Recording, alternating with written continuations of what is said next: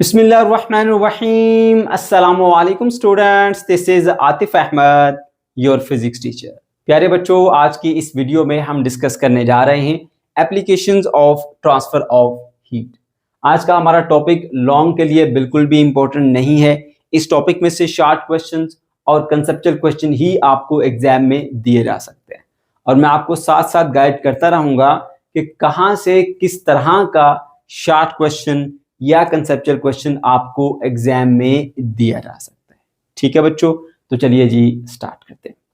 बच्चों, ये टॉपिक आपकी बुक में लंबे लंबे पैराग्राफ की सूरत में दिए गए हैं, और क्योंकि हम जानते हैं कि इसने लॉन्ग में तो आना नहीं है, यहाँ से शॉर्ट क्वेश्चंस बनने हैं, ठीक है, तो इसलिए मैंने उनकी जो शॉर्ट समरीज हैं वो तैयार की हैं ताकि हमारे बच्चों को याद करने में भी आसानी हो, ठीक है, और वो अच्छे तरीके से इसे as a short question attempt कर सकें।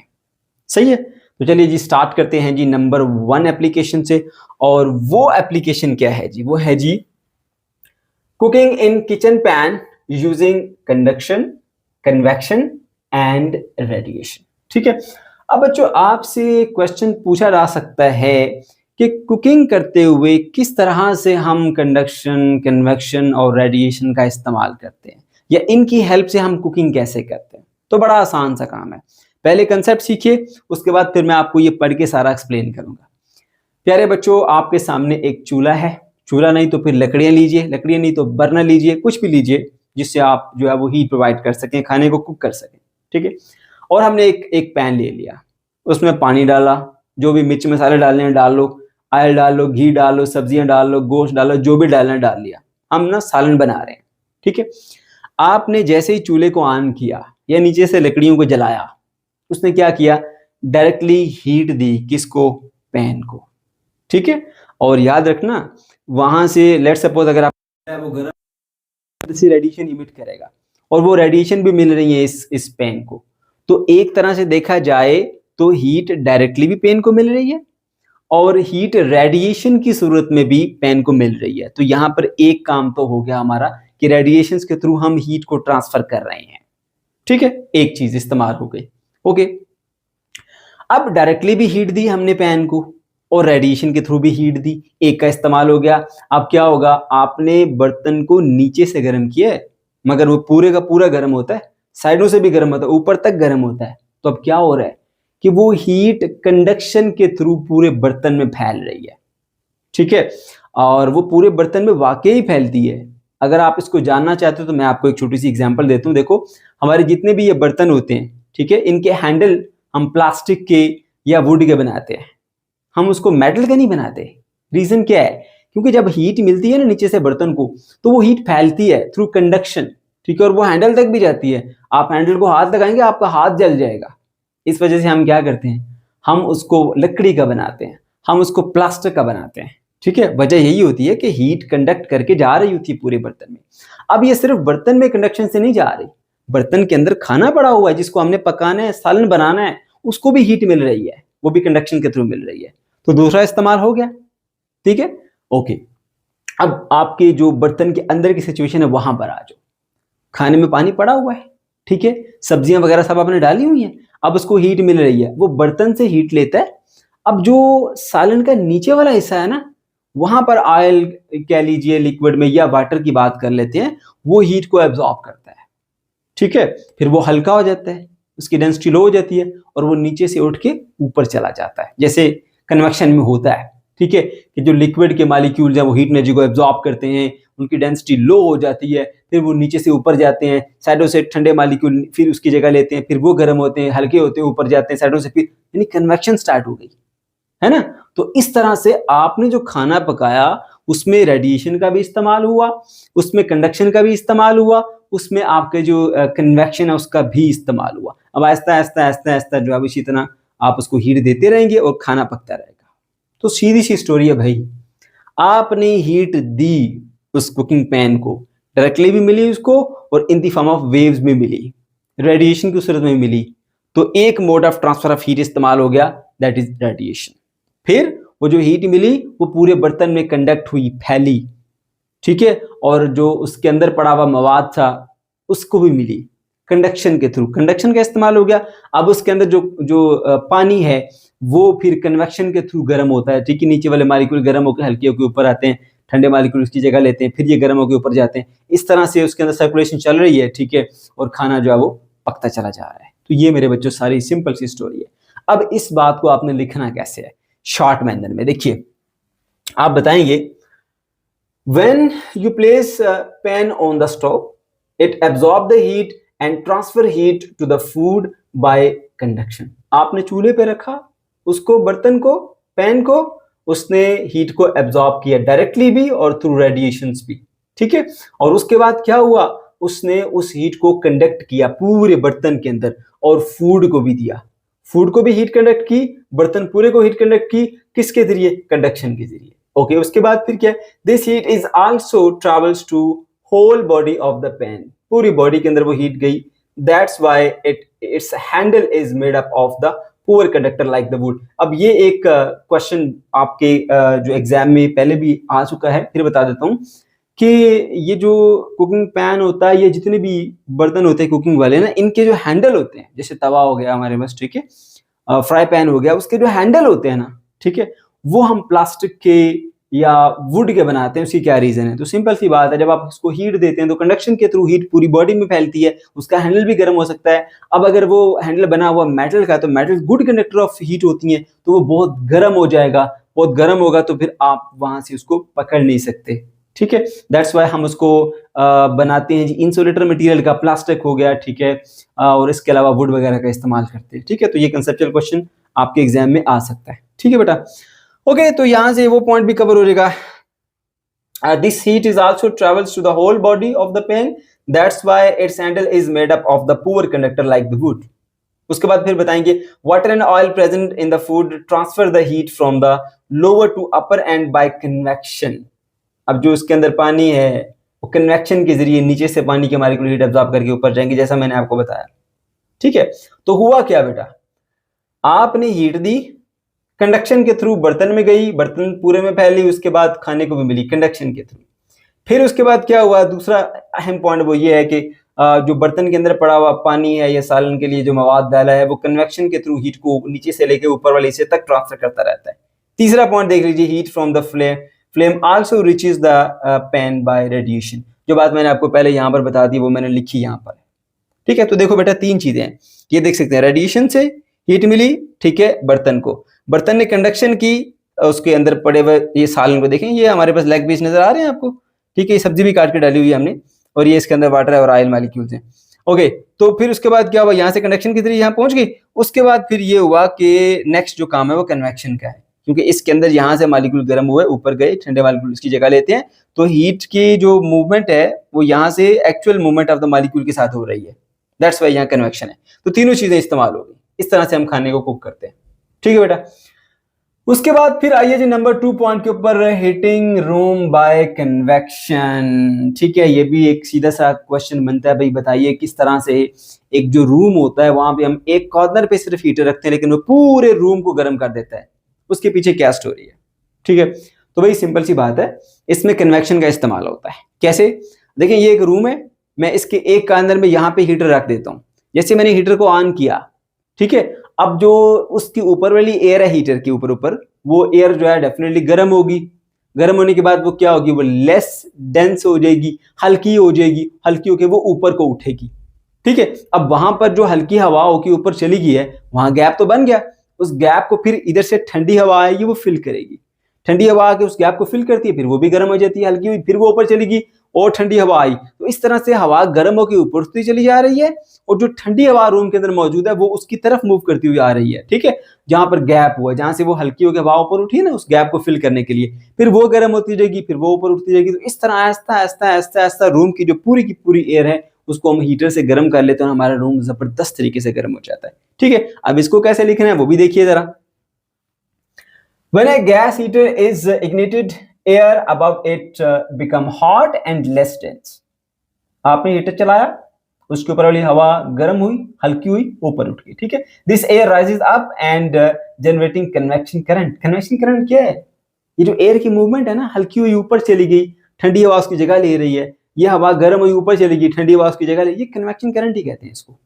ठीक है बेटा, ये जो एयर की मूवमेंट है, हॉट एयर की मूवमेंट अपवर्ड और कोल्ड की मूवमेंट जो है डाउनवर्ड, सही है बेटा, इसको कन्वेक्शन करंट कहते हैं।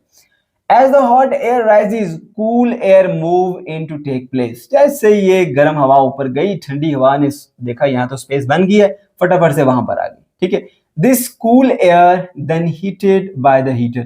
अब ठंडी हवा ये आ गई तो फिर वो भी ऐसा ऐसा गर्म होगी ऊपर उठगी। ये देखो मैंने डायग्राम बनाई है, देखिए ये हीटर पड़ा हुआ रूम में, गर्म हवा ऊपर जा रही है ऐसे हॉट होके और ठंडी हवा उसकी जगह ले रही है।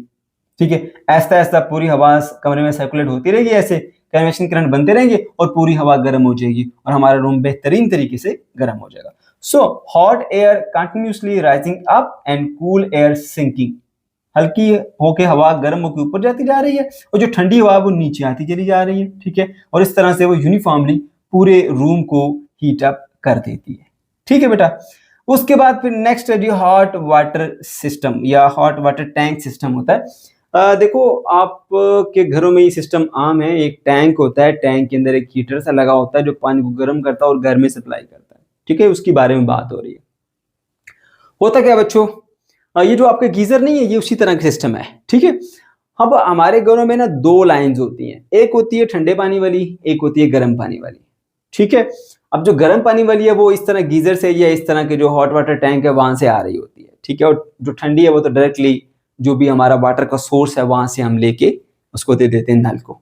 ठीक है, होता यूं है मेरे बच्चों कि जो आपने दो लाइन सेपरेट की हैं, पहले दोनों में ठंडा पानी था, एक के साथ आपने ये वाटर टैंक लगा दिया, वाटर टैंक में आप ये दे देते हैं। ठीक है, अब उसके अंदर आपने कोई ऐसा सोर्स लगाया होता है जिससे आप उसको हीट अप करते हो। ठीक है, गैस वाला भी होता है गीजर जैसे। ठीक है, तो उसको आप हीट देते हो गैस के थ्रू, पानी को गर्म करते हो, पानी गर्म होता है, हल्का होता है और हल्का होकर ऊपर की तरफ चला जाता है, गर्म पानी नीचे आकर ठंडा उसकी जगह ले लेता है। पानी गर्म होता चला जा रहा है, हल्का होता चला जा रहा है, ऊपर जाता जा रहा है, और दूसरा जो है वो पानी जो ठंडा है उसकी जगह लेता जा रहा है। सही है, अब ये जरूरी नहीं है कि आपने गैस से ही हीटर को चलाना है, आपके पास जो है वो इलेक्ट्रिक हीटर भी हो सकता है, उसके अंदर लगा हुआ एक फिलामेंट होता है, उसको आप इलेक्ट्रिसिटी दे देते हो, वो भी पानी को गर्म कर देता है। दोनों तरह के होते हैं हमारे पास। ठीक है, तो सिंपल सी स्टोरी है बेटा कि आपने वाटर टैंक के अंदर एक जो है वो पाइपलाइन बिछाई हुई है, उसके नीचे आपने क्या किया हुआ बेटा, एक आपने लगाया हुआ है हीटर, चाहे गैस का हीटर लगाओ चाहे उसको इलेक्ट्रिक हीटर लगाओ जो फिलामेंट अटैच करते हैं हम, उसको ऑन किया, पानी गर्म होगा, गर्म होकर हल्का होगा, ऊपर चला जाएगा। फिर ऊपर से हम एक नल लेते हैं, एक मतलब कनेक्शन लिया हुआ है, उसको नल के साथ जोड़ा है, जो वाटर टैप है जिसको हम नल कहते हैं वाटर टैप, उसके साथ जुड़ा हुआ है। ठीक है, तो गर्म पानी उस टैप के अंदर आता हुआ आ जाएगा आपके पास, जैसे आप टैप को ओपन करेंगे तो पानी गर्म आपको मिल जाएगा। कोई मुश्किल बात इसके अंदर मौजूद है ही नहीं। ये देखो बेटा, ये हमारा वो वाटर टैंक आ गया, यहाँ से कोल्ड वाटर इसमें एंटर करते हैं, ये हमारा वो फिलामेंट है। ठीक है, जिसको हमने इलेक्ट्रिसिटी देनी है, वो गर्म होगा, इस पानी को गर्म करेगा, जैसे ही पानी को गर्म करेगा, पानी गर्म होकर हल्का होगा, ऊपर की तरफ चला जाएगा यहाँ पे। ठीक है, तो गर्म पानी का ये हमने कनेक्शन लेके ये हमने वाटर टैप को दे दिया, तो इस तरह से हमें यहाँ पे गर्म पानी मिल जाता है। सही है, ओके जी। तो लिखना कैसे है जी आपने अब इसको, common hot water system is storage water tank. ठीक है, वाटर हीटर या वाटर टैंक कह लीजिए, ये हम आम घरों में इस्तेमाल करते हैं, जैसे गीजर होता है। Cold water enters the house and split into the two cold lines, to hot and cold lines. ठीक है, दो हमारे घरों में लाइन होती है, मैंने बताया, एक हॉट होती है एक कोल्ड होती है। ठीक है, दोनों में हम डिवाइड कर लेते हैं। अब हॉट ये नहीं कि हॉट आप बाहर से हॉट लेके आ रहे हो, उसमें हार्ड बना के उसमें ऐड करते हैं पानी इस वाटर टैंक हीटर के थ्रू। ठीक है, tank hold this cold water and heats it with the electric element और द गैस बर्नर। ये बेटा लगा इलेक्ट्रिक एलिमेंट, चाहे गैस बर्नर लगाओ चाहे इलेक्ट्रिक एलिमेंट लगाओ, किसी भी तरह से आपने जो कोल्ड वाटर इसमें एंटर किया है उसको हीट अप करना है। ठीक है, hot water rises to the top of the tank. ठीक है, क्यों? क्योंकि वो गर्म होता है, डेंसिटी लो होती है, ऊपर की तरफ चला जाता है। ठीक है, when U turn on the hot water tap the hot water flows out. जैसे अब आप देखिए आपने क्या किया हुआ है, ये जो ऊपर वाला है ना ये एज, इस एज को आपने यहाँ से एक जो वाटर टैप है उसके साथ अटैच कर दिया। ठीक है, तो क्योंकि पानी गर्म होकर ऊपर की तरफ उठता है तो यहाँ ऊपर वाले हिस्से में गर्म गर्म पानी होता है। जैसे ही आपने इसके साथ वाटर टैप को ऑन किया तो पानी यहाँ से फ्लो करता हुआ इस टैप से बाहर आ जाएगा और इस तरह से आपको गर्म पानी जो है वो अवेलेबल हो जाएगा। ठीक है, when U turn on the hot water tap the hot water flow out and the cool water enters from the bottom, ठीक है। तो क्योंकि यहाँ पे अब हॉट वाटर ऊपर चला गया तो यहाँ पे जो गैप बनेगा कोल्ड वाटर आके उसको रिफिल कर देगा, ठीक है बेटा। तो इस तरह से होगा क्या, यहाँ से कोल्ड वाटर आता रहेगा, वो गर्म होता रहेगा, गर्म होकर ऊपर उठता रहेगा, ऊपर होकर हमने वाटर टैप से उसको बाहर निकाल लेना है, तो हमें यहाँ पे हॉट वाटर जो है वो साथ साथ मिलता चला जाएगा। अब इसमें थोड़ी सी आप मजीद वजाहत कर सकते हैं कि हमने जो वाटर टैप का कनेक्शन है वो कहाँ पे ऐड करना है, वो वहां पे ऐड करना है जो इसका ऊपर का किनारा है, जो इसका ऊपर का एज है। क्यों? क्योंकि पानी गर्म होने के बाद हल्का होता है और हल्का होकर वो ऊपर जाएगा, इसीलिए हमने इसको ऊपर से कनेक्ट किया हुआ है और यहाँ से हम जो है वो वाटर हॉट वाटर ले लेंगे, ठीक है बेटा। उसके बाद फिर है जी हमारे पास मेंटेनिंग लिक्विड टेम्परेचर। अब देखा आपने हमारे पास जो थर्मोस फ्लास्क है इसकी बेस्ट एग्जांपल है, उसके अंदर हम चाय बना के रखते हैं 4-4 घंटे 5-5 घंटे वो चाय गर्म रहती है, वो ठंडी नहीं होती, ठीक है। या उसके अंदर हम कोई आइस क्यूब वगैरह रखते हैं, कोई ठंडी चीज, कोई ठंडा लिक्विड रखते हैं उसके अंदर, तो वो भी 3 से 4 घंटे या 5 घंटे तक, अगर कोई बहुत अच्छा थर्मोस है शायद इससे भी ज्यादा देर तक वो रख सकता है उसको ठंडा, ठीक है। उसको आइस क्यूब को मेल्ट नहीं होने देता, ठीक है, और इसी तरह से टेम्परेचर उसका जो भी है उसको मेंटेन रखता है। अब हमने ये सीखना है कि आखिर उसके अंदर ऐसा क्या होता है कि वो ये करता है सारा कुछ। अब जरा सुनो, यहाँ पर तो हमने सीखा ना इन एप्लीकेशंस के अंदर कि हमने कंडक्शन का कहीं इस्तेमाल किया, कहीं कन्वेक्शन का, कहीं रेडिएशन का इस्तेमाल किया और ये काम किए। अब हमने ये वाला जो काम करना, यहाँ पे कंडक्शन, कन्वेक्शन और रेडिएशन को अंडरस्टैंड करते हुए इनको रोकना है, इनको रोक के जो है वो, यानी इनको नहीं होने देना। ये इस तरह की एप्लीकेशन है जिसमें इन तीनों को आपने रोक के एक डिवाइस बना ली, जिससे आप मतलब के जो भी आपका एक पर्पस है वो अचीव कर सकते हैं। आप चीजों को ठंडा रखना चाहते हैं तो वो रख सकते हैं, गर्म करना चाहते हैं तो गर्म रख सकते हैं आप उनको, ठीक है। अब होता क्या है, ये हमारे पास वो एक थर्मोस है, इसके अंदर हम ये फ्लूइड डालते हैं। फ्लूइड को हम ज्यादा देर तक गर्म रखना चाहते हैं, वो गर्म कैसे रहेगा? देखो अब ये आपने पानी यहाँ पे या कोई भी चाय डाल दी है, फर्ज कर ले, वो एक हॉट बॉडी है। अब हॉट बॉडी क्या करेगी, वो अपने अंदर से हीट निकालेगी और सराउंडिंग को देगी। वो कंडक्शन से भी दे सकती है, वो कन्वेक्शन से भी दे सकती है, ठीक है। मतलब उसके ऊपर की जो एयर है वो हीट एनर्जी को एब्जॉर्ब करेगी, हल्की होगी, ऊपर चली जाएगी, ठंडी हवा उसकी जगह लेगी, फिर इस तरह से कन्वेक्शन भी हो सकती है, ठीक है। इसके अलावा यहाँ पे रेडिएशन की सूरत में भी यहाँ से हीट निकलेगी। तो तीनों चीजें हैं, कंडक्शन भी हो सकती है, कन्वेक्शन भी हो सकती है, रेडिएशन भी हो सकती है। समझ गए? अच्छा, अब हमने रखना है इसको गर्म, तो हमने तीनों तरीकों से ना इसको रोकना है। हमने कंडक्शन भी नहीं होने देनी, हमने कन्वेक्शन भी नहीं होने देनी, और हमने रेडिएशन से भी हीट बाहर नहीं जाने देनी। तभी हमारा जो उसके अंदर चाय है या जो भी मटेरियल है वो कूल रहेगा या फिर हॉट रहेगा। तो क्या करेंगे मेरे बच्चों, हम करते ये हैं कि इसके अंदर ना एक डबल ग्लास ले लेते हैं। मतलब एक ग्लास की हमने एक बनाई है फ्लास्क, फिर उसमें थोड़ा गैप वैक्यूम रखेंगे, ठीक है, और उसके बाद फिर एक और लेयर रहेगी, डबल ग्लास यूज करते हैं। देखिए एक ब्लैक कलर की आपको लेयर नजर आ रही है, उसके बाद एक ब्लू की है, और बाहर जो है ना रेड कलर की ये केसिंग है उसकी, वो मेटल की है, किसी भी चीज की हो सकती है। तो बेटा दो लेयर हैं, ये एक फ्लास्क, उसके ऊपर एक और फ्लास्क चढ़ी हुई है, उसके दरमियान जो है वो हमने वैक्यूम क्रिएट किया हुआ है। ऐसा क्यों किया? क्योंकि वैक्यूम में से हीट जो है वो कंडक्ट होके जा नहीं सकती, ठीक है। तो अब इसके अंदर जो लिक्विड पड़ा हुआ है वहां से हीट एक ग्लास के लेयर से दूसरी ग्लास के लेयर तक पहुंच सकती ही नहीं है, क्योंकि बीच में क्या है, वैक्यूम। तो हमने कंडक्शन को यहीं स्टॉप कर दिया। कैसे? कि हमने डबल ग्लास लेयर इस्तेमाल की, इसके अंदर एक ग्लास की लेयर के बाद जो दूसरी ग्लास की लेयर है उसमें वैक्यूम क्रिएट किया। अब हीट जो है वो आगे कंडक्ट करके जा सकती ही नहीं है, क्योंकि उसको कोई ना कोई मीडियम चाहिए, बीच में तो वैक्यूम है, कुछ भी नहीं है, इसलिए हीट जो है वो ट्रेवल करके बाहर वाली दीवार तक आएगी नहीं। कंडक्शन हमने रोक ली, इस तरह हमने उसको गर्म रखा। अच्छा, फिर उसके बाद कन्वेक्शन को कैसे रोकते हैं? कन्वेक्शन के लिए क्या चाहिए होता है? एयर की मूवमेंट चाहिए होती है। हवा गर्म होती है, ऊपर उठती है, ठंडी हवा उसकी जगह लेती है, गर्म होती है, ऊपर उठती है, ठंडी हवा उसकी जगह लेती है। हमने इसको एयर टाइट किया हुआ ऊपर से, तो एयर की मूवमेंट भी नहीं हो सकती एक तरह से, तो इसलिए यहां से इसके थ्रू भी नहीं हो सकती। तीसरी बात आ जाती है फिर रेडिएशन से। हम क्या करते हैं, इसके अंदर ना, ये देखो मैंने जो थोड़ा सा डाट डाट लगाया ना ब्लैक कलर के साथ साथ, ये सिल्वर कोटिंग है। अब सिल्वर कलर जो होता है ना वो रेडिएशन को बहुत ही अच्छे तरीके से रिफ्लेक्ट बैक करता है, ठीक है। अब इसमें से हीट रेडिएशन की सूरत में निकल के बाहर आना चाहती है, मगर आगे सिल्वर कलर है, उसको बोलेगा चलो वापस, दोबारा उसके अंदर फेंकेगा। तो एक सिग्निफिकेंट अमाउंट ऑफ रेडिएशन जो है वो उसको सेंट बैक कर दिया रहता है टू द लिक्विड और फ्लूइड जो भी है। समझ गए बेटा? तो इस तरह से आपने तीनों रोक दिए, आपने कंडक्शन रोक दी, आपने कन्वेक्शन रोक दी और आपने रेडिएशन रोक दी। ठीक है, अब एक और चीज थी क्या कि जब इसका ढकना है, ठीक है, देखो अब ये मेटल की बनी हुई है, तो मेटल के साथ इसकी जो अगर अटैचमेंट होती है तो हो सकता है कि कुछ हीट कंडक्ट करके इसमें जा सके। तो हम क्या करते हैं कि इसमें जो मेटल होती है, ठीक है, वो हम इस तरह की यूज करते हैं इसके अंदर कि जो होती है हमारे पास, क्या नाम था उसका यार, एक थी स्टेनलेस स्टील। हाँ, स्टेनलेस स्टील, स्टेनलेस स्टील का यूज करते हैं। अब स्टेनलेस स्टील के अंदर इक्वालिटी होती है, वो बहुत अच्छी कंडक्टर नहीं है।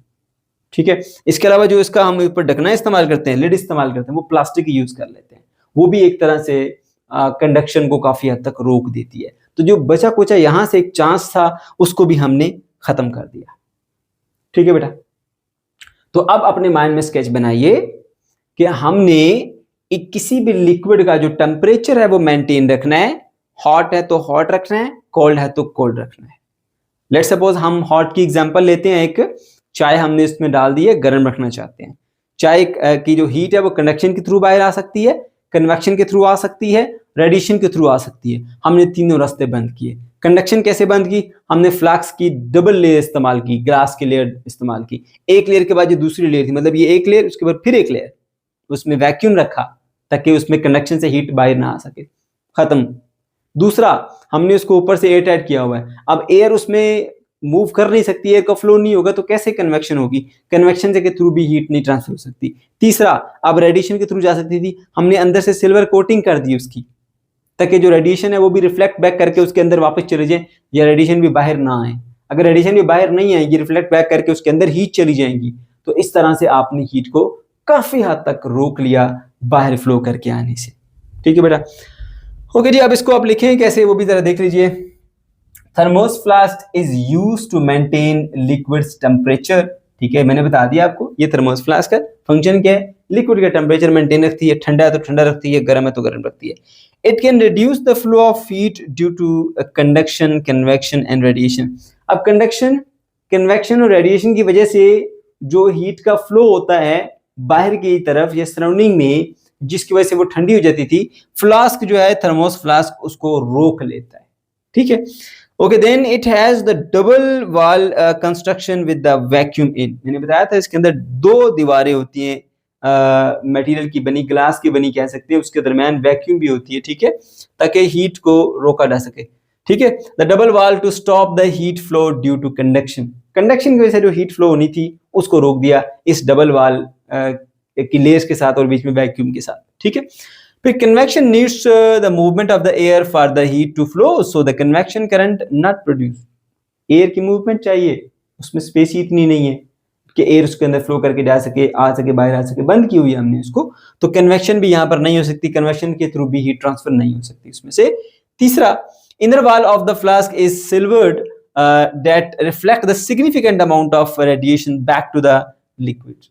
जो रेडिएशन से निकल के जानी थी उसको भी रोक दिया सिल्वर कलर की कोटिंग करने के बाद। To avoid conduction from the metal of the flask to lid, interior of the flask is made up of the stainless steel which have low conductivity and lid is made up of the plastic to avoid heat flow। मैंने बताया जो बची कुची कसर थी, अगर उसके अंदर कोई आपके पास मेटल की लेयर लगी हुई है उस फ्लास्क के अंदर, तो उसको आप बनाते हो स्टेनलेस स्टील से, जो कि बहुत अच्छा कंडक्टर नहीं होता। ठीक है, और उसके अलावा आप प्लास्टिक की लिड इस्तेमाल करते हो जो कि फर्दर कंडक्शन को रोक लेती है। ठीक है, हीट को बाहर फ्लो करने से रोक लेती है, और इस तरह जो भी आपका लिक्विड है वो महफूज रहता है, उसका टेम्परेचर महफूज रहता है। ठीक है बेटा, तो ये इसकी डायग्राम मैंने आपको शो कर दी, ये तमाम चीजें मैंने बताई हुई हैं। ये सबसे बाहर जो रेड कलर की है ये आउटर लेयर है, उसके बाद एक ब्लू और एक जो ब्लैक है, ये दो उसकी इनर वाली लेयर है। उसके अंदर जो डॉट डॉट शो की है ये कह लीजिए सिल्वर कलर की कोटिंग है। उसके अलावा इन दो लेयर्स के दरमियान का जो रीजन है वो वैक्यूम है। ठीक है, और जो लिड है बेटा वो हमारे पास प्लास्टिक है। ओके बच्चों, अब हम बढ़ते हैं जी अपनी नेक्स्ट एप्लीकेशन की तरफ, जो कि है हमारे पास reducing thermal energy transfer in buildings. Buildings में थर्मल एनर्जी के ट्रांसफर को रोकना। अब इस एप्लीकेशन के अंदर भी हम हीट को फ्लो नहीं कराएंगे, बल्कि हम हीट को फ्लो होने से रोकेंगे। और यहाँ पर जो हम कंसेप्ट का इस्तेमाल करेंगे वही कंडक्शन, कन्वेक्शन और रेडिएशन है। ठीक है बेटा। अच्छा जी, अब हम पहली बात कि कैसे हम हीट को फ्लो होने से रोक सकते हैं, बिल्डिंग के अंदर जाने से या बिल्डिंग से बाहर आने से। तो बच्चों उसका आंसर है जी थर्मल इंसुलेशन। आप बिल्डिंग की थर्मल इंसुलेशन कीजिए। ठीक है। अब मैं आपको ये बताता हूं कि हम हीट को क्यों रोकना चाहते हैं। देखो बेटा, जब सर्दियों का मौसम होता है हम अपने घरों को, अपनी बिल्डिंग्स को गर्म रखना चाहते हैं ताकि हम अच्छे से काम कर पाए। बाहर बहुत ज्यादा सर्दी होती है। ठीक है। तो फिर हम कोशिश करते हैं कि हमने घर में जो हीटर चलाया हुआ है, इसने जो हीट बनाई हुई है घर के अंदर, एक टेम्परेचर मेंटेन रखा हुआ है, ये इसी तरह रहे, ना कि ये हीट बिल्डिंग से बाहर निकल के जाए और हमें और हीटर चलाना पड़े, हमारी बहुत ज्यादा एनर्जी जो है वो खर्च हो जाए। तो यहाँ पर हमें कोशिश करनी होती है कि रूम के अंदर जो हीट बनी हुई है या बिल्डिंग के अंदर जो हीट बनी हुई है, इसको बाहर जाने से रोका जाए। इसी तरह जब हमारे पास गर्मियों के मौसम होता है, ठीक है, तो अब हम चाहते हैं कि बाहर बहुत ज्यादा गर्मी है लेकिन हमारा घर ठंडा रहे। हमने एयर कंडीशन लगाया हुआ है, उसको ऑन किया हुआ है, अंदर ठंडक बनी हुई है। अगर हम ऐसा करें कि बाहर से हीट को अलाउ करें कि वो अंदर हमारे रूम में आ सके, हमारे घर में आ सके, हमारी बिल्डिंग में आ सके, तो फिर हमें और एसी चलाना पड़ेगा उसको ठंडा करने के लिए। एनर्जी का बहुत ज्यादा यहाँ पे ज़या होगा। ठीक है। तो हम चाहते हैं कि सर्दियों में हमारा घर ठंडा रहे, बाहर रहे गर्मी, यानी बाहर से हीट अंदर ट्रांसफर ना हो सके। और सर्दियों में हम ये चाहते हैं कि जो हीट हमारे कमरे के अंदर बनी हुई है वो हीट यहाँ से बाहर ट्रांसफर ना हो, ताकि हमारा घर गर्म रहे और हम कंफर्टेबल रहें, सुकून में रहें। ठीक है बेटा। तो इसका हल फिर क्या होता है, आपने थर्मल इंसुलेशन करनी है। आपकी जो विंडोज हैं उनको डबल ग्लास विंडो लगाओ। डबल ग्लास विंडो में क्या होता है, आपका एक ग्लास होता है, उसके दरमियान एयर होती है या वैक्यूम होता है, फिर एक दूसरा ग्लास होता है। ठीक है। अब जब दो ग्लासेस के दरमियान वैक्यूम आ जाएगा या फिर उसके अंदर एयर आ जाएगी या कोई और इंसुलेटिंग मटेरियल आपने उसमें जब डाल दिया, तो उससे क्या होगा, फिर वो हीट अच्छे से कंडक्ट नहीं हो पाएगी, ना हीट अच्छे से अंदर से बाहर जा पाएगी, ना हीट अच्छे से बाहर से अंदर की तरफ आ पाएगी। इसके अलावा आजकल जो मॉडर्न घर बन रहे हैं उनकी दीवारों के अंदर भी जो है वो इंसुलेटेड मटेरियल की शीट्स डाली जा रही हैं, ताकि उनको जो है वो गर्मियों के अंदर ठंडा रखा जा सके और जो सर्दियों का मौसम है उसमें हम घर को गर्म रख सकें। हीट का फ्लो घर से बाहर और बाहर से घर में ना आ सके। ठीक है। और इसके अलावा जो फॉल सीलिंग होती है, आपने अक्सर देखा होगा जहाँ पे जिस रूम में एसी लगा होता है, बैंकों में आपने देखा होगा, वो वहाँ पे ऊपर फॉल सीलिंग होती है। ठीक है। वो क्या करती है, एक छत में और उस सीलिंग के दरम्यान में एक एयर का एक जो है वो कॉलम छोड़ देती है।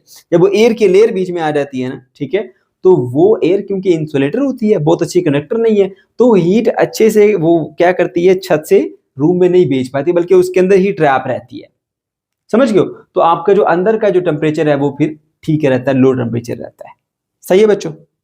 ओके। तो यहाँ पे आपने बेसिकली क्या किया, अपने घर को, अपनी बिल्डिंग को, ठीक है, आपने थर्मली इंसुलेट किया। कैसे? डबल ग्लेज विंडो लगाते हुए, सीलिंग का इस्तेमाल करते हुए, दीवारों में इंसुलेटेड मटेरियल को फिल करते हुए। ठीक है। ओके जी। अब आपने ये सब बातें लिखनी कैसे? नंबर 1 पॉइंट लिखेंगे, we can maintain the temperature of the buildings and the houses by thermal insulation. Thermal insulation करते हुए आप टेम्परेचर को मेंटेन रख सकते हैं। ठंडा रखना चाहते हो, ठंडा रहेगा। गर्म रखना चाहते हो, गर्म रहेगा। ठीक है। In winter we want to keep our houses warm, so it helps to reduce flow of heat from warm interior to cold outside. ठीक है। तो ये जो थर्मल इंसुलेशन है ना, ये हमें हेल्प करती है कि सर्दियों में हमारा घर गर्म रहे और जो अंदर से हीट को बाहर फ्लो है उसको रोक दिया जाए, क्योंकि हमने डबल ग्लेज विंडो लगाई हुई है, उसके बीच में हवा की एक लेयर है, हवा इंसुलेटर है, वो अच्छे से कंडक्ट होकर हीट को बाहर जाने नहीं देगी, तो हीट अंदर ही ट्रैप रहेगी। ठीक है। In summer we want to keep our house cool, अपने घर को ठंडा रखना चाहते हैं गर्मियों में, so it help to reduce the flow of heat from outside to inside। तो अब आपने जो रूम को या अपने घर को या अपनी बिल्डिंग को थर्मली इंसुलेट किया हुआ है, वो अब आपको हेल्प कर रहा है कि बाहर से हीट आपके घर में नहीं आ सकती, आपकी बिल्डिंग में नहीं आ सकती, क्योंकि आपकी बिल्डिंग की दीवारों के अंदर आपने इंसुलेटेड मटेरियल को लगाया हुआ है, उसमें जो गैप्स है उसको फिल किया हुआ है, आपने डबल ग्लेज विंडो लगाई हुई है, आपने छत की फॉल सीलिंग की हुई है, तो आपने हर तरफ से हीट को रोका हुआ है, ठीक है। ओके, तो इस तरह से हीट जो है वो बाहर से आपके घर में नहीं आएगी और आपका घर ठंडा रहेगा, ठीक है। It can be achieve by using the double glazing Windows. कैसे आप ये सब कर सकते हो, इसकी हम बात कर रहे हैं जी थर्मल इंसुलेशन की। आप डबल ग्लास की विंडो लगा लीजिए, ठीक है, जिसमें एयर हो या वैक्यूम दो ग्लास के दरमियान आ जाएगा, ठीक है। इसके अलावा जो गैप्स हैं उसको फिल करें फोम के साथ। फोम ये इंसुलेटेड मटेरियल ही होता है, ठीक है। वो जो अक्सर आपने देखा होगा वो छोटे छोटे बॉल से बने होते हैं, थर्मोपोल शीट जिसे कहते हैं। ऐसे तोड़ दो तो वो टूट जाती है, व्हाइट कलर की छोटे छोटे बॉल्स में बिखर जाती है, थर्मोपोल शीट उसका नाम होता है। उसको फिल कीजिए दीवारों के अंदर। The layer of air between the glass of the windows and between the roof and ceiling act as a insulator and reduce the heat flow।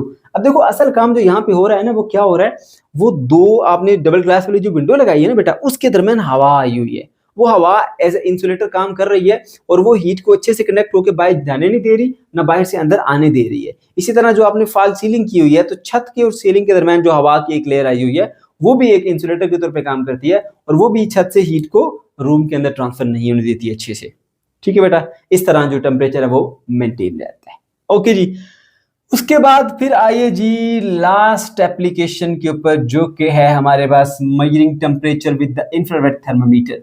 बच्चों ये इंफ्रारेड थर्मामीटर क्या होता है? अक्सर आपने देखा, ये जो कोरोना के दिन चल रहे थे ना, तो एक डिवाइस ही होती थी, आपने देखा होगा, ये बंदा खड़ा है जिस सामने, उसके माथे के करीब में डिवाइस लाई जाती थी और वो टेम्परेचर मेजर करके आपको बता देती थी, ठीक है। ये दरअसल आपका था जी इंफ्रारेड थर्मामीटर, ठीक है बेटा। मैंने आपको लास्ट लेक्चर में बताया था जितनी भी हमारे पास बॉडीज हैं, हर बॉडी रेडिएशंस को एमिट करती है, कोई ज्यादा करती है कोई कम करती है, डिपेंड करता है उसका टेम्परेचर के ऊपर, ठीक है। मैंने आपको बताया था जो रूम टेम्परेचर से जिसका टेम्परेचर ज्यादा होता है वो ज्यादा रेडिएट कर रही होती है, कम एब्जॉर्ब करती है।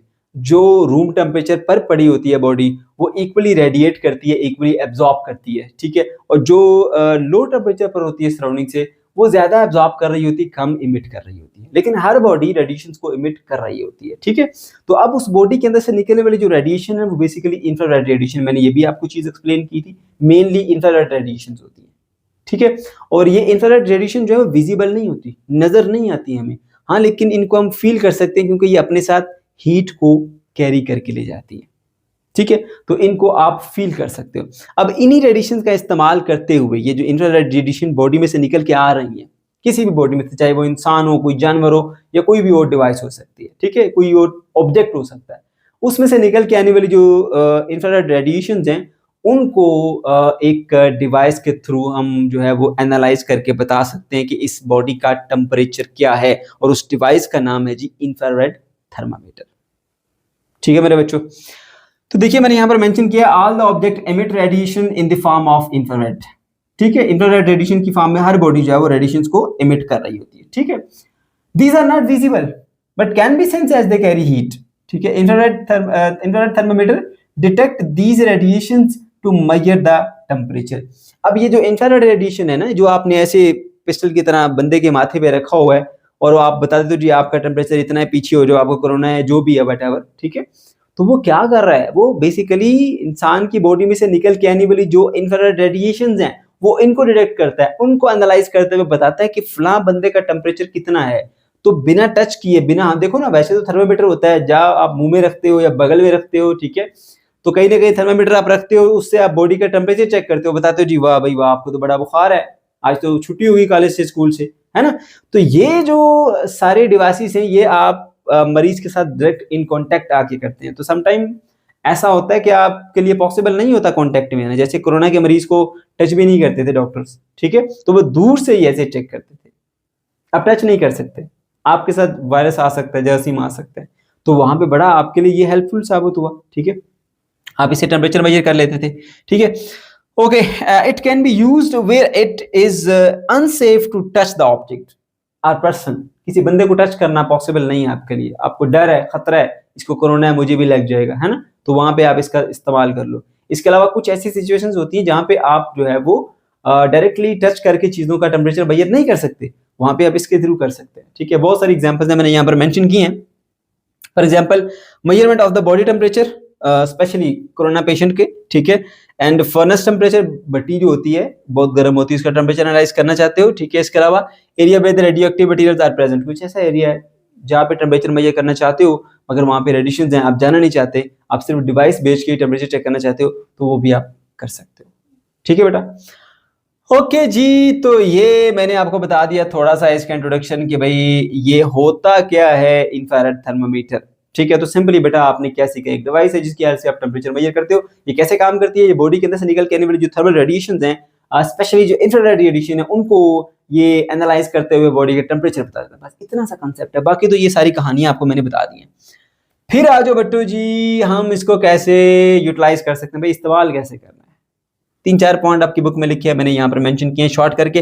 नंबर 1, भाई आप सबसे पहले डिवाइस लेकर आए हो ना टेम्परेचर मेजर करने के लिए, उसके अंदर एक छोटी सी बुक होती है, उसको निकालो, उसको पढ़ो, उस पे देखो, इस पे इसके बारे में क्या क्या चीजें लिखी हैं, सारी इंस्ट्रक्शंस और यूज करने के हवाले से जो जो बातें उसमें लिखी हैं वो सारी पढ़ो, फिर आपको पता चलेगा कि आपने करना क्या है। नंबर 2, आपने क्या करना है, सबसे पहले उसको पावर ऑन कर लेना है, ठीक है। पावर ऑन करने के बाद उसमें आपने स्केल एडजस्ट करना होता है कि भाई आप टेम्परेचर किस में मेजर करना चाहते हो, क्या आप सेल्सियस स्केल में मेजर करना चाहते हो या फिर आप फ़ारेनहाइट स्केल में मेजर करना चाहते हो, वो पहले सेट कर लो, वो सेट कर लिया आपने। तीसरा पॉइंट क्या होता है जी, आपने सीधा पिस्टल की तरह बंदे के माथे पे रख देना है, ठीक है।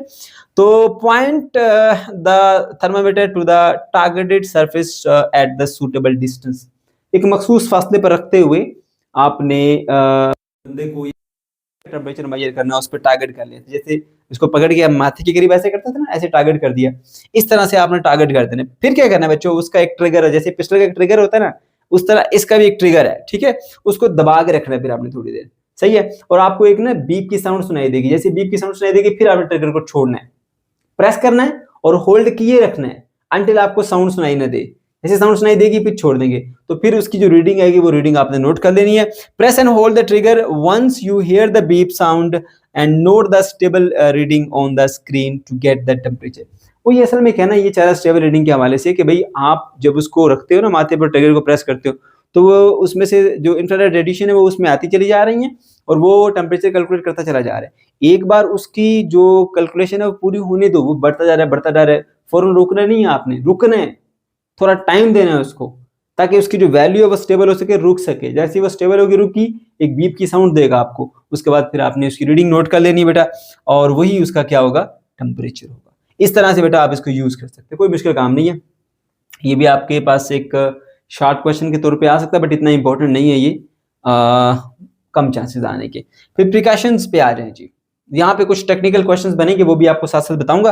प्रिकॉशन में नंबर 1 प्रिकॉशन क्या है जी, आपको सही से इसकी जो D/S रेशियो है बेटा वो पता होनी चाहिए। डिस्टेंस टू क्या था ये, distance to spot ratio, distance to spot ratio सही से पता होनी चाहिए, तभी आप एक्यूरेटली टेम्परेचर को मेजर कर पाएंगे।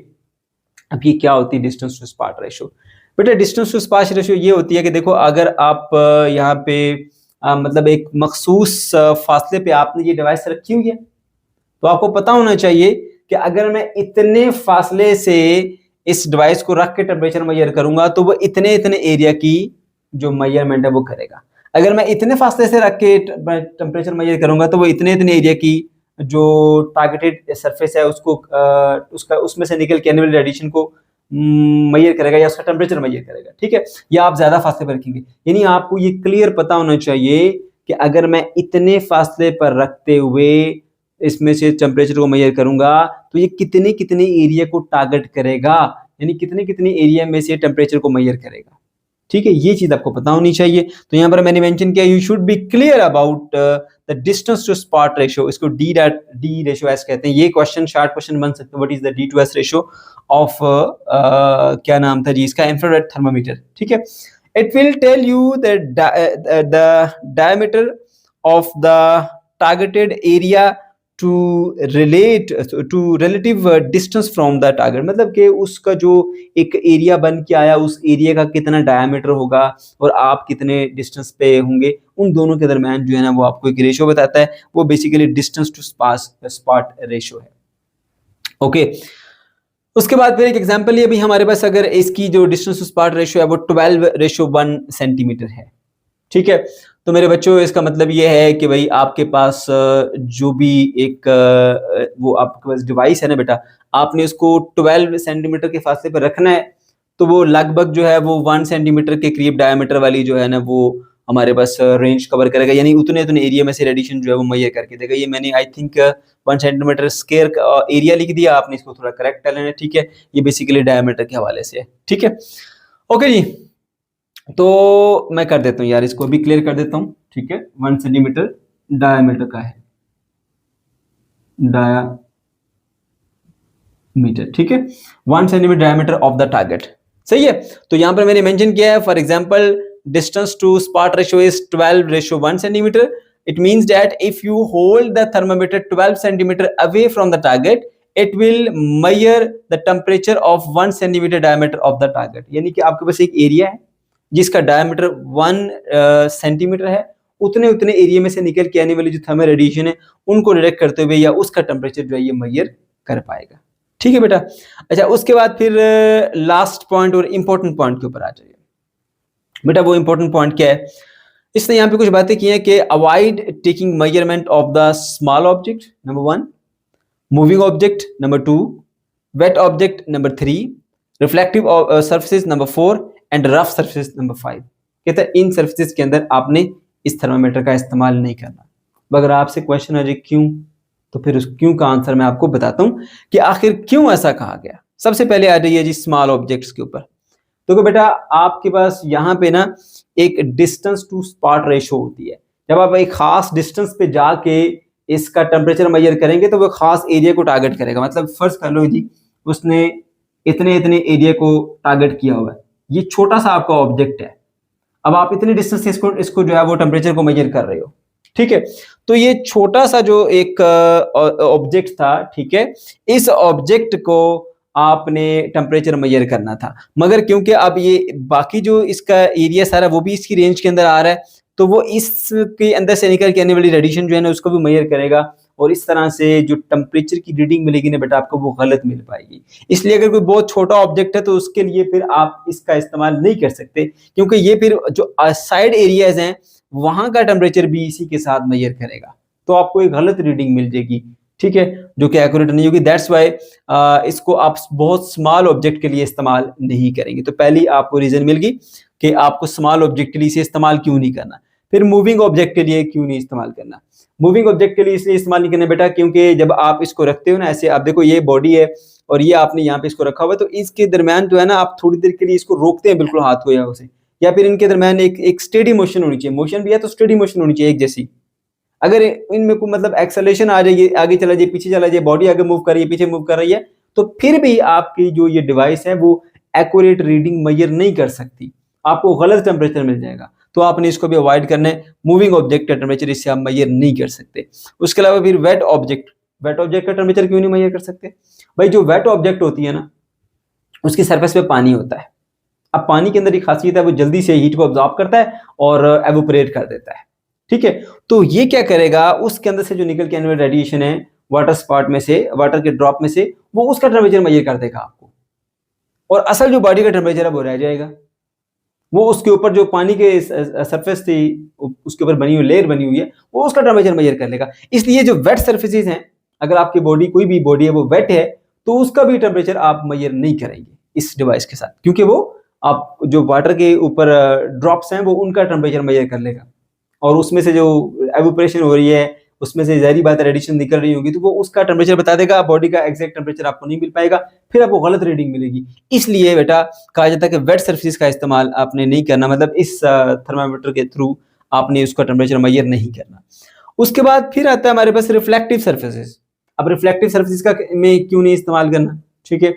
रिफ्लेक्टिव सर्फेसिस का मसला ये होता है कि वो साइड एरिया से इधर से उधर से जो बॉडी में आ रही होती है रेडिएशन, उनको रिफ्लेक्ट करके भी डिवाइस की तरफ भेज देता है। वो अपना टेम्परेचर नहीं बताएगा, बल्कि वो इधर उधर की जो बॉडीज है उनकी जो रेडिएशन है वो आती है इससे रिफ्लेक्ट होकर वो उस डिवाइस की तरफ चली जाती हैं, तो वो गलत टेम्परेचर मेजर कर देता है, ठीक है, क्योंकि वो साइड वाले पड़े ऑब्जेक्ट्स में से निकल के आने वाली रेडिएशन को भी रिफ्लेक्ट करके डिवाइस की तरफ भेज देता है, क्योंकि बड़ा अच्छा रिफ्लेक्टर है वो। दैट्स वाई आपके जो ऐसी सरफेस है जो बहुत ज्यादा रिफ्लेक्टिव है उसको भी आप इस्तेमाल उसके लिए भी आप ये थर्मामीटर इस्तेमाल नहीं कर सकते। फिर उसके बाद रफ सर्फेसिस है। अब रफ सर्फेसिस जो होती हैं, ठीक है, उसमें जो टेम्परेचर होता है या जो भी रेडिएशन निकल के आ रही होती है वो एक जैसी नहीं निकल के आ रही होती, ठीक है, अनइवन कह सकते हैं आप उनको, कहीं पे ज्यादा निकल रही है तो कहीं पे कम निकल रही होती है। तो फिर ये डिवाइस जब उसका टेम्परेचर मेजर करेगी ना बेटा, तो वो एवरेज ले रही होती है, जहाँ पे मतलब कम है और जहाँ पे ज्यादा है, वो सारे एरिया की ना एवरेज निकाल लेती है। तो इस तरह से फिर आपको एक एवरेज या एस्टिमेटेड वैल्यू दे देता है, वो एग्जैक्ट वैल्यू आपको उस स्पॉट की या उस एरिया की नहीं मिल पाती। ठीक है, इसलिए आप जो रफ सर्फेसेज हैं उनके लिए भी आप इसका इस्तेमाल नहीं कर सकते। चौथी जो एप्लीकेशन उसने बताई है वो ये बताइए कि भाई आप साथ साथ चेक करते रहा करो इसको मर्क्यूरी थर्मामीटर के साथ कंपेयर करके, कि ये जैसे मतलब मैंने एक टेम्परेचर इससे मेजर किया, फिर मैं एक मर्क्यूरी थर्मामीटर से मेजर करता हूँ, चेक करता हूँ कि इनमें फर्क तो नहीं है। अगर तो ठीक है, दोनों बराबर बराबर चल रहे हैं, इसका मतलब आपकी डिवाइस ठीक चल रही है, आपने उसको चेक कर लिया, वेरीफाई कर लिया, आप उसको इस्तेमाल कर सकते हैं। अदरवाइज आप उसको इस्तेमाल नहीं करेंगे, क्योंकि हो सकता है कि उसके अंदर एरर आ जाए किसी भी वजह से। तो आपकी जो डिवाइस है उसको साथ साथ आप मर्क्यूरी थर्मामीटर के साथ जो है वो कंपेयर करके चेक भी करते रहा करो कि भाई सही भी मेजर कर रही है या गलत मेजर कर रही है। ठीक है बेटा, ओके जी।